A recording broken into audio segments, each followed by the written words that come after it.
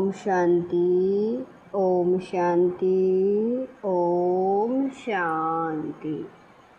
29/7/25 प्रातः मुरली। ओम शांति। बाप दादा मधुबन। मीठे बच्चे, इस शरीर की वैल्यू तब है जब इसमें आत्मा प्रवेश करे, लेकिन सजावट शरीर की होती है, आत्मा की नहीं। प्रश्न है, तुम बच्चों का फर्ज क्या है? तुम्हें कौन सी सेवा करनी है? उत्तर है, तुम्हारा फर्ज है अपने हम जिन्स को नर से नारायण, नारी से लक्ष्मी बनने की युक्ति बताना। तुम्हें अब भारत की सच्ची रूहानी सेवा करनी है। तुम्हें ज्ञान का तीसरा नेत्र मिला है, जो तुम्हारी बुद्धि और चलन बड़ी रिफाइन होनी चाहिए। बाबा कह रहे हैं, तुम्हें ज्ञान का तीसरा नेत्र मिला है तो तुम्हारी बुद्धि और चलन बड़ी रिफाइन होनी चाहिए। किसी में मोह जरा भी न हो। गीत है, नैनहीन को राह दिखाओ प्रभु। ओम शांति, डबल शांति। तुम बच्चों को रिस्पॉन्ड करना चाहिए। ओम शांति। हमारा सब धर्म है शांति। तुम अभी शांति के लिए थोड़ा ही कहा जाएगा। मनुष्य मन की शांति के लिए साधु संतों के पास भी जाते हैं ना। अब मन बुद्धि तो है आत्मा के ऑर्गन्स। जैसे यह शरीर के ऑर्गन्स हैं, वैसे मन, बुद्धि और चक्षु। अब चक्षु जैसे यह नैन है, वैसे वह नहीं, बाबा कह रहे हैं, वैसे वह नहीं हैं। कहते हैं, हे प्रभु, नैनहीन को राह बताओ। अब प्रभु व ईश्वर कहने से वह बाप का लव नहीं आता। बाप से तो बच्चों को वर्षा मिलता है। यहाँ तो तुम बाप के सामने बैठे हो, पढ़ते भी हो। तुमको कौन पढ़ाते हैं? तुम ऐसे नहीं कहेंगे कि परमात्मा व प्रभु पढ़ाते हैं। तुम कहेंगे शिव बाबा पढ़ाते हैं। बाबा अक्षर तो बिल्कुल सिंपल है भी बाप दादा। आत्मा को आत्मा ही कहा जाता है, वैसे वह परमात्मा है। वह कहते हैं, मैं परम आत्मा यानी परमात्मा तुम्हारा बाप हूँ। फिर मुझ परमात्मा का ड्रामा अनुसार नाम रखा हुआ है शिव। ड्रामा में सब का नाम भी चाहिए ना। शिव का मंदिर भी है। भक्ति मार्ग वालों ने तो एक के बदले अनेक नाम रख दिए हैं और फिर ढेर के ढेर मंदिर बनाते रहते हैं। चीज़ एक ही है। सोमनाथ का मंदिर कितना बड़ा है, कितना सजाते हैं। महलों आदि की भी कितनी सजावट रखते हैं। आत्मा की तो कोई सजावट नहीं है, वैसे परमात्मा की भी सजावट नहीं है। वह तो बिंदी है। बाकी जो भी सजावट है वह शरीरों की है। बाप कहते हैं, न हमारी सजावट है न आत्माओं की सजावट है। आत्मा है ही बिंदी। इतनी छोटी बिंदी तो कुछ पार्ट बजा न सके। वह छोटी सी आत्मा शरीर में प्रवेश करती है तो शरीर की कितने प्रकार की सजावट होती है। मनुष्यों के कितने नाम हैं। किंग क्वीन की सजावट कैसे होती है। आत्मा तो सिंपल बिंदी है। अभी तुम बच्चों ने यह भी समझा है, आत्मा ही ज्ञान धारण करती है। बाप कहते हैं, मेरे में भी ज्ञान है ना। शरीर में थोड़ा ही ज्ञान होता है, मुझ आत्मा में ज्ञान है। मुझे यह शरीर लेना पड़ता है तुमको सुनाने के लिए, शरीर बगैर तो तुम सुन न सको। अब यह गीत बनाया है, नैनहीन को राह बताओ। क्या शरीर को राह बतानी है? नहीं, आत्मा को।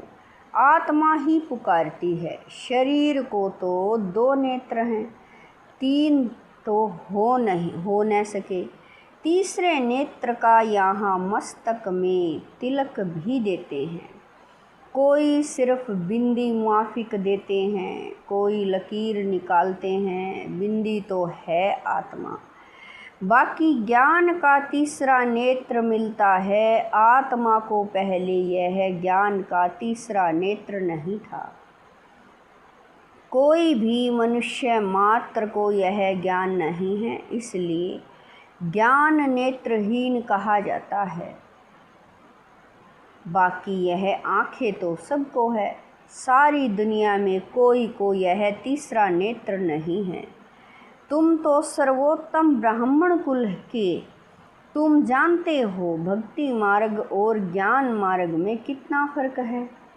तुम रचता और रचना के आदि मध्य अंत को जानकर चक्रवर्ती राजा बनते हो। जैसे ICS वाले भी बहुत ऊंचा पद पाते हैं, परंतु यहाँ कोई पढ़ाई से MP आदि नहीं बनते हैं।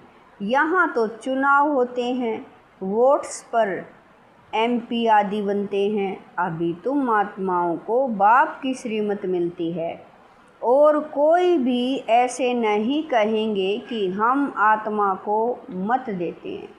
वह तो सब हैं देह अभिमानी। बाप ही आकर देही अभिमानी बनना सिखलाते हैं।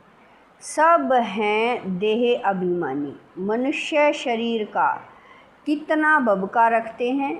यहाँ तो बाप आत्माओं को ही देखते हैं। शरीर तो विनाशी, वर्थ नोट ए पेनी है। जानवरों की तो फिर भी खाल आदि बिकती है।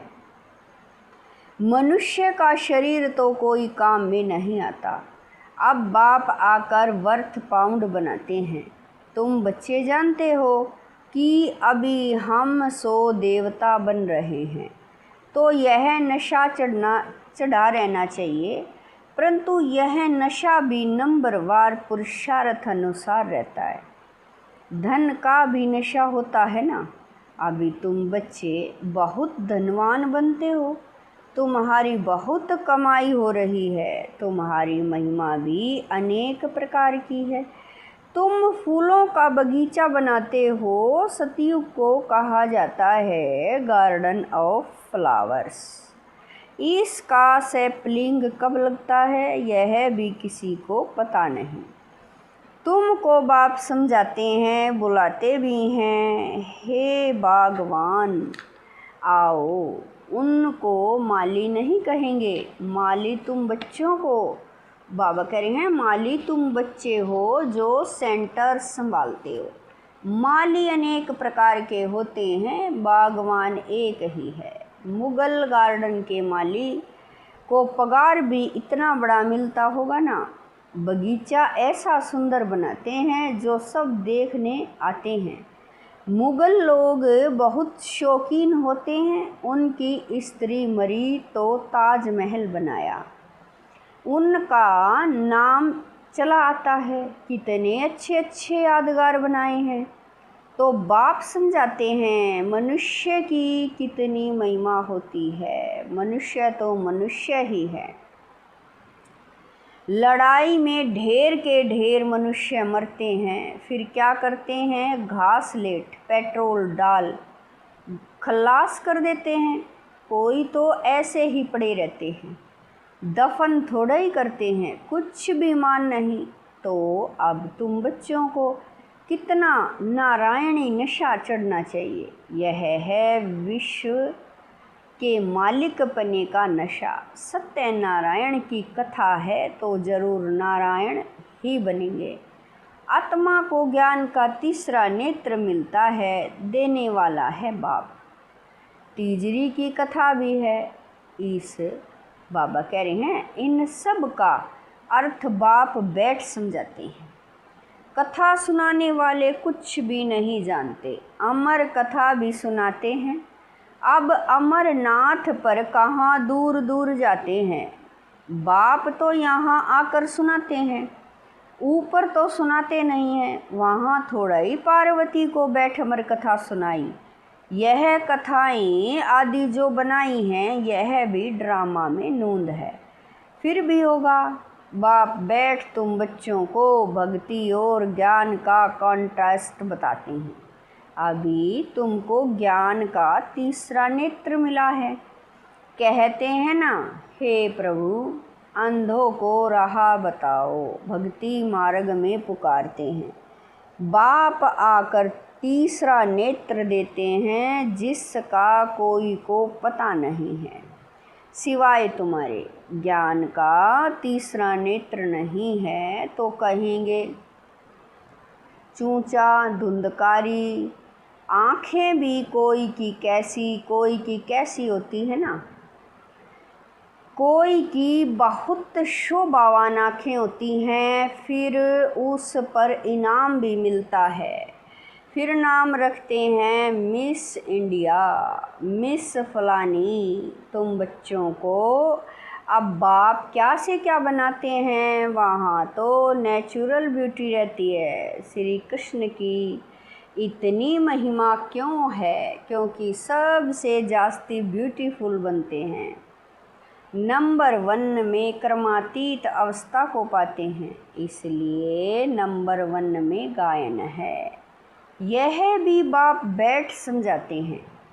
बाप बार बार कहते हैं बच्चे मन मना भव, हे आत्माएं अपने बाप को याद करो। बच्चों में भी नंबरवार तो है ना, लौकिक बाप को भी समझो। 5 बच्चे हैं, उनमें जो बहुत सियाना होगा उनको नंबर 1 रखेंगे। माला का दाना हुआ ना, कहेंगे यह दूसरा नंबर है, यह तीसरा नंबर है। एक जैसे कभी नहीं होते हैं। बाप का प्यार भी नंबरवार होता है। वह है हद की बात, यह है बेहद की बात। जिन बच्चों को ज्ञान का तीसरा नेत्र मिला है उनकी बुद्धि और चलन आदि बड़ी रिफाइन होती है। एक किंग ऑफ फ्लावर होता है तो यह ब्रह्मा और सरस्वती किंग क्वीन फ्लावर ठहरे। ज्ञान और याद दोनों में तीखे हैं। तुम जानते हो हम देवता बनते हैं, मुख्य 8 रतन बनते हैं। पहले पहले है फूल, फिर युगल दाना, ब्रह्मा सरस्वती माला सिमरते हैं ना। वास्तव में तुम्हारा पूजन नहीं है, सिमरण है। तुम्हारे ऊपर फूल नहीं चढ़ सकते हैं। फूल तब चढ़े जब शरीर भी पवित्र हो। यहाँ कोई का भी शरीर पवित्र नहीं है, सब विष से पैदा होते हैं, इसलिए विकारी कहा जाता है। इन लक्ष्मी नारायण को कहते ही हैं संपूर्ण निर्विकारी। बच्चे तो पैदा होते होंगे ना, ऐसे तो नहीं कोई ट्यूब से बच्चा पैदा हो जाएगा। यह भी सब समझने की बातें हैं। तुम बच्चों को यहाँ 7 रोज भट्ठी में बिठाया जाता है। भट्ठी में ईंटें कोई तो पूरी पक जाती हैं, कोई कच्ची रह जाती हैं। भट्ठी का मिसाल देते हैं। अब ईंट की भट्ठी का थोड़ा ही शास्त्रों में वर्णन हो सकता है। फिर उसमें बिल्ली की भी बात है। गुलब कावली की कहानी में भी बिल्ली का नाम दिखाया है। दीपक को बुझा देती थी। तुम्हारा भी यह हाल होता है। बाबा कह रहे हैं तुम्हारा भी यह हाल होता है ना। माया बिल्ली विघन डाल देती है। तुम्हारी अवस्था को ही गिरा देती है। देह अभिमान है पहला नंबर, फिर और विकार आते हैं। मोह भी बहुत होता है। बच्ची कहे मैं भारत को स्वर्ग बनाने की रूहानी सेवा करूँगी। मोहवश माँ बाप कहते हम अलाउ नहीं करेंगे। यह भी कितना मोह है। तुम्हें मोह की बिल्ली या बिल्ला नहीं बनना है। तुम्हारी एम ऑब्जेक्ट ही यह है। बाप आकर मनुष्य से देवता, नर से नारायण बनाते हैं। तुम्हारा भी फर्ज है अपने हम जिन्स की सेवा करना, भारत की सर्विस करना। तुम जानते हो हम क्या थे, क्या बन गए हैं। अब फिर पुरुषार्थ करो राजाओं का राजा बनने के लिए। तुम जानते हो हम अपना राज्य स्थापन करते हैं, कोई तकलीफ की बात नहीं। विनाश के लिए भी ड्रामा में युक्ति रची हुई है। आगे भी मूसलों से लड़ाई लगी थी। जब तुम्हारी पूरी तैयारी हो जाएगी, सब फूल बन जाएंगे, तब विनाश होगा। कोई किंग ऑफ फ्लावर है, कोई गुलाब, कोई मोतिया है। हर एक अपने को अच्छी रीति समझ सकते हैं। हम अक हैं, वह फूल हैं। बहुत है जिनको ज्ञान की कुछ धारणा नहीं होती है। नंबरवार तो बनेंगे ना, या तो बिल्कुल हाईएस्ट या तो बिल्कुल लोएस्ट। राजधानी यहाँ ही बनती है। शास्त्रों में तो दिखाया है पांडव गल मरे, फिर क्या हुआ कुछ भी पता नहीं।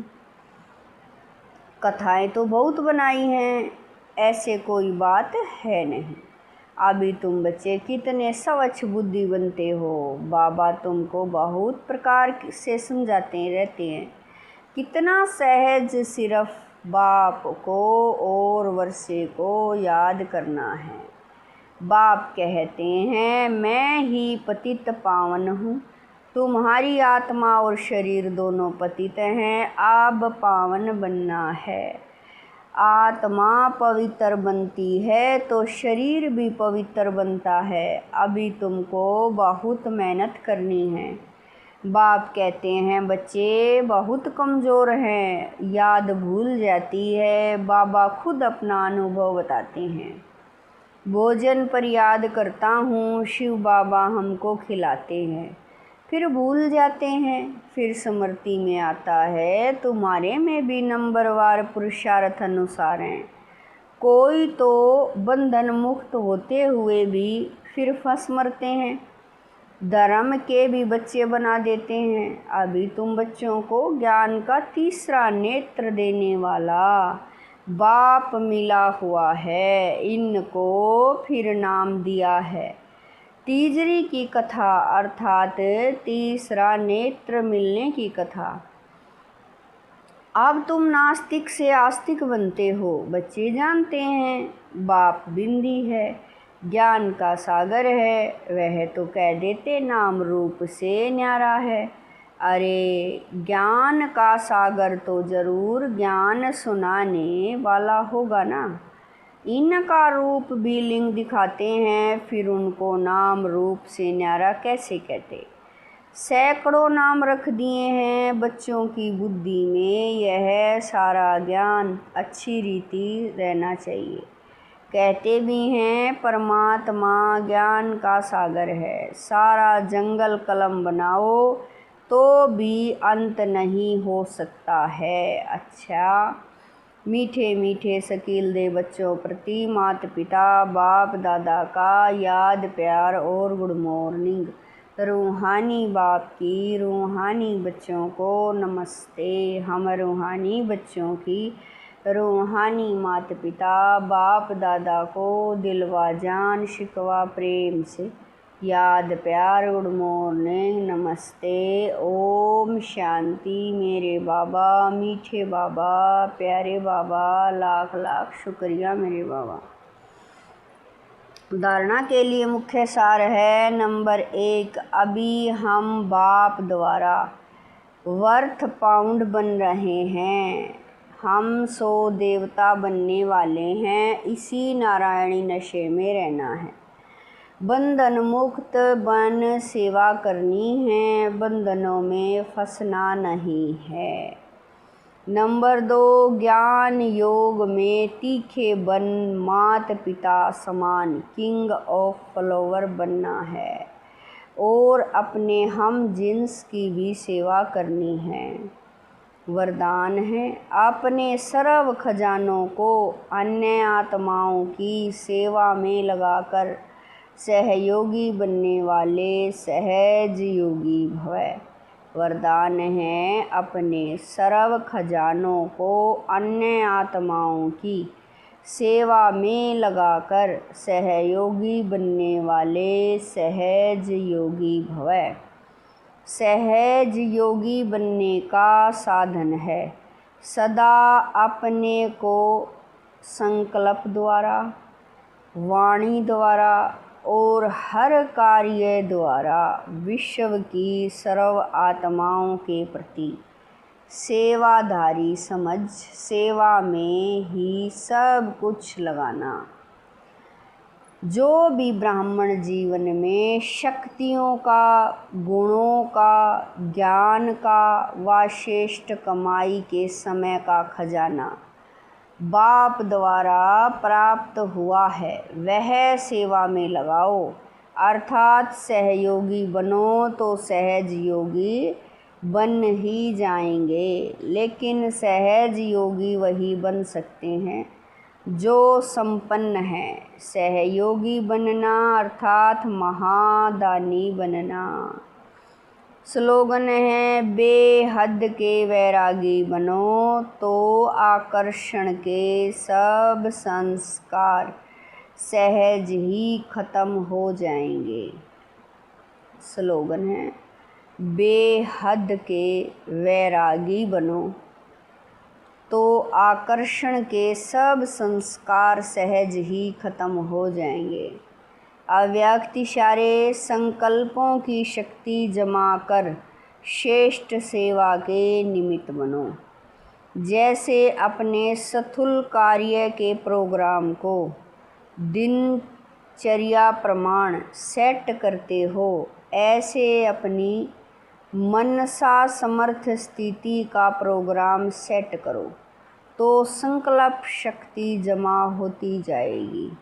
अपने मन को समर्थ संकल्पों में बिजी रखो तो मन को अपसेट होने का समय ही नहीं मिलेगा। मन सदा सेट अर्थात एकाग्र है तो स्वतः अच्छे वाइब्रेशन फैलते हैं, सेवा होती है। ओम शांति।